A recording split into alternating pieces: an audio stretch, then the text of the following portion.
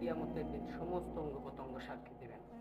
আল্লাহ তাআলা সূরা ইয়াসিনের ভিতরে বলেছেন, আল ইয়াউমা নাখতিমু আলা আফওয়াহিহিম ওয়া তুকাল্লিমুনা আইদিহিম ওয়া তাশহাদু আরজুলুহুম বিমা কানু ইয়াকসিবুন। কিয়ামতের দিন হাত পা সমস্ত জবান খুলে দেওয়া হবে এবং সমস্ত কিছু কথা বলবেন।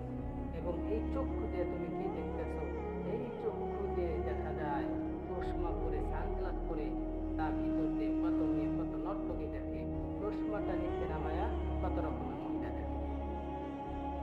চিন্তা কর, আল্লাহকে ভয় কর। আল্লাহর আদালতে একদিন দাঁড়াইতে হবে, সেই দিন কি হিসাব দেবে। আল্লাহ তাআলা বলছেন যে বান্দা, আমি তোমাকে পাঠাইছি শুধুমাত্র আমার গোলামি করার জন্য। দুনিয়াতে গরু ছাগল টানানোর জন্য আল্লাহ তাআলা পাঠান নাই। আল্লাহ তাআলা মানুষকে বানাইছে শুধুমাত্র আল্লাহ তাআলা গোলামি করার জন্য, আর পশু পাখিকে আল্লাহ বানাইছে মানুষের গোলামি করার জন্য। এখানে দেখা যায় পশু পাখি কি আল্লাহ তাআলার গোলামি করে, মানুষই দেখা যায় পশু করে। কিয়ামতের দিন সমস্ত অঙ্গ প্রত্যঙ্গ সাক্ষী দেবেন। আল্লাহ তাআলা সূরা ইয়াসিনের ভিতরে বলেছেন, আল ইয়াউমা নাখতিমু আলা আফওয়াহিহিম ওয়া তুকাল্লিমুনা আইদিহিম ওয়া তাশহাদু আরজুলুহুম বিমা কানু ইয়াকসিবুন। কিয়ামতের দিন হাত পা সমস্ত জবান খুলে দেওয়া হবে এবং সমস্ত কিছু কথা বলবেন।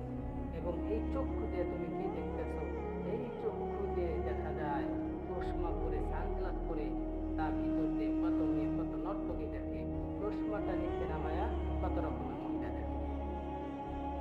চিন্তা কর, আল্লাহকে ভয় কর।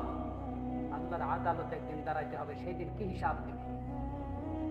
আল্লাহ তাআলা বলছেন যে বান্দা, আমি তোমাকে পাঠাইছি শুধুমাত্র আমার গোলামি করার জন্য। দুনিয়াতে গরু ছাগল টানানোর জন্য আল্লাহ তাআলা পাঠান নাই। আল্লাহ তাআলা মানুষকে বানাইছে শুধুমাত্র আল্লাহ তাআলার গোলামি করার জন্য, আর পশু পাখিকে আল্লাহ বানাইছে মানুষের গোলামি করার জন্য। এখানে দেখা যায় পশু পাখি কি আল্লাহ তাআলার গোলামি করে, মানুষই দেখা যায় পশু।